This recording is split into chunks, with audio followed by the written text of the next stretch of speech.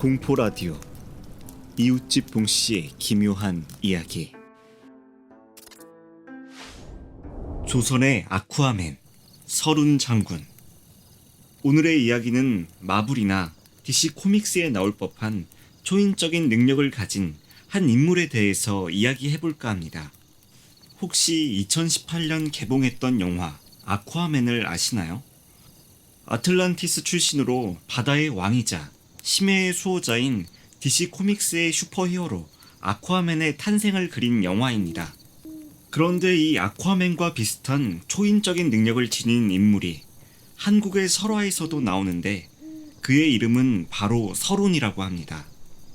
경상남도 통영시의 수우도라는 작은 섬에 서룬 장군의 전설이 내려오고 있습니다.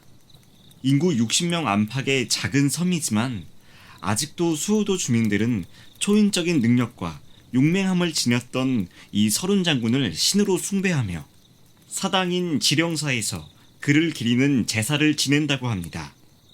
이야기는 다음과 같습니다. 옛날 수우도에 마음씨 고운 부부가 살았는데 불행하게도 그들에게는 자식이 없었습니다. 그래서 부부는 왜 아이가 생기지 않을까 하며 걱정을 참 많이 했는데 다행히도 아내가 갑자기 임신을 하게 되었습니다. 헌데 아이를 잉태한 지 10달이 넘어도 출산 소식이 없었기에 또다시 고민에 빠졌습니다. 그리하다가 무려 1년이 넘어서야 간신히 태어났으니 그가 바로 서룬이었습니다. 서룬은 다른 아이들보다 키가 크고 영리했으며 힘도 세었습니다. 하지만 그보다 더 특별한 점은 따로 있었는데 그가 자라면서 점차 몸에 물고기 같은 비늘들이 생겨났으며 겨드랑이에는 물고기처럼 아가미가 달렸던 것입니다. 그래서인지 서룬은 바닷물 속에 들어가면 보름 동안이나 계속 수영을 하고도 전혀 지치지 않았고 맨손으로 깊은 바닷속에 들어가 물고기를 잡는 일도 가능했습니다. 헌데 당시에 수우도를 포함한 남해안 일대에는 일본에서 쳐들어온 해적인 왜구들의 노략질에 크게 시달리던 중이었습니다. 자연스럽게 수우도에도 왜구가 쳐들어왔는데 어느새 청년으로 훌쩍 자란 서룬은 고향 사람들을 괴롭히고 생선과 쌀 같은 식량들을 마구 빼앗아가는 왜구들을 보고 크게 화가 나서 그들을 응징하기로 마음먹었습니다. 하루는 수우도의 은박산에 올라가 정찰을 하였는데 서룬은 멀리서 왜구들의 해적선을 발견하고 산에 가지고 올라갔던 커다란 부채를 꺼내서 그들을 향해 슬슬 흔들었습니다. 그러자 놀라운 일이 벌어졌으니 조용한 바다에 갑자기 거센 태풍이 불어 해적선들이 죄다 바다 밑으로 가라앉아 버렸던 것입니다.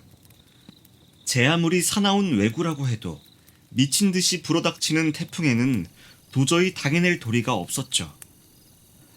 그래서 남해안 일대에는 태풍을 두려워하여 한동안 왜구가 나타나지 않았고 주민들은 오랜만에 아무런 걱정 없이 고기잡이에 몰두하며 평화로운 세월을 즐길 수가 있었습니다. 이 모든 것은 서룬의 덕분이었고 수우도 주민들은 서룬을 가리켜 장군이라고 높이 부르며 그의 능력과 용기를 칭송했습니다. 그런데 얼마 후에 한양의 조정에서 이상한 소문이 퍼졌습니다. 지금 수우도에는 사람인지 물고기인지 알 수가 없는 서룬이라는 괴물이 나타나서 섬 주민들을 괴롭히고 있다. 그 때문에 주민들은 고기잡이를 할 수가 없어서 살기가 무척이나 어려우니 나라에서는 군대를 보내어 하루빨리 서룬을 토벌해야 한다. 이 헛소리를 퍼뜨린 장본인이 서룬에게 앙심을 품은 왜구들인지 아니면 서룬의 힘을 두려워한 나쁜 관리들인지 알 수가 없었습니다. 좌우지간 조정에서는 서룬을 모함하는 헛소문을 그대로 믿어서 호주판관이라는 관리한테 수많은 관군을 내어주어 서룬을 죽이거나 붙잡아 오라고 명령했습니다. 하지만 아무리 관군이 많고 훈련이 잘 되어 있대도 서룬을 상대로는 전혀 힘을 쓰지 못했습니다. 왜구들한테 그랬던 것처럼 서룬이 부채를 흔들면 곧바로 무시무시한 태풍이 불어닥쳐 관군과 배를 침몰시켜 버리니 계속해서 관군을 보내봤자 모조리 바닷속으로 가라앉아 물고기의 밥이 될 뿐이었습니다. 관군을 실컷 농락한 서루는 욕지도의 호주 판관이 머무는 관하로 쳐들어가서 판관을 힘으로 제압한 다음 그의 아내를 납치해서 달아났습니다. 이는 판관이 자신이나 다른 백성들을 해치지 못하도록 인질로 잡아가기 위해서였습니다. 하지만 판관의 아내는 상당히 간악한 여자였습니다. 그녀는 마음속으로 서른을 미개한 도적놈이라고 업신여기면서도 겉으로는 서른을 향해 판관은 자기 아내도 못 지킨 못난 남편이니 저는 이제부터 장군님을 섬기겠습니다 라며 갖은 아양을 떨면서 서른의 호감을 사고 급기야는 서른과의 사이에서 2명의 아이까지 낳았습니다.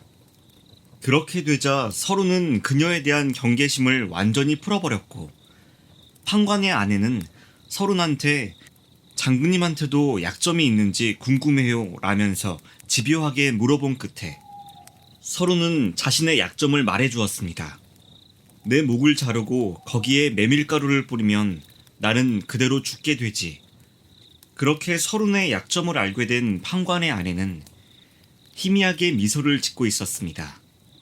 그로부터 얼마 뒤에 판관의 아내는 서른이 깊은 잠에 빠진 사이 먼저 2 아이를 통나무로 만든 배에 실어 바다에 띄워보냈고 몰래 관군에게 자신과 서른의 위치를 알려서 그들을 불러들였습니다.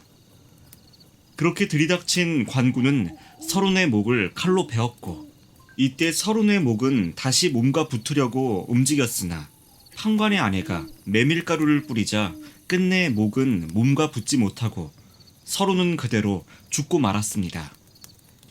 이렇게 허무하게 서른이 죽고 왜구들의 노략질이 다시 시작되자 수우도 섬 주민들은 서른 장군을 기리면서 사당을 짓고 매년 음력 10월 보름마다 제사를 지냈습니다. 왜구의 침략을 막고 고기잡이가 잘 되기를 빌면서 말이죠. 예전에는 매년 제사를 올렸는데 현재는 3년에 한 번꼴로 올린다고 합니다. 본 제사를 하기 전날 밤 11시에 서른 장군 가묘에서 제사를 올리고 아침에는 지령사에서 구술을 한다고 합니다. 그리고 방문객은 마음대로 참관할 수 없다고 합니다. 이유는 일주일 전부터 지령사 부군에 부정한 사람의 출입을 통제하기 때문에 정말 꼭 한번 보고 싶다면 사전에 마을 측과 협의해서 허락을 받아야 한다고 합니다. 오늘은 조선의 아쿠아맨 서른 장군의 이야기였습니다.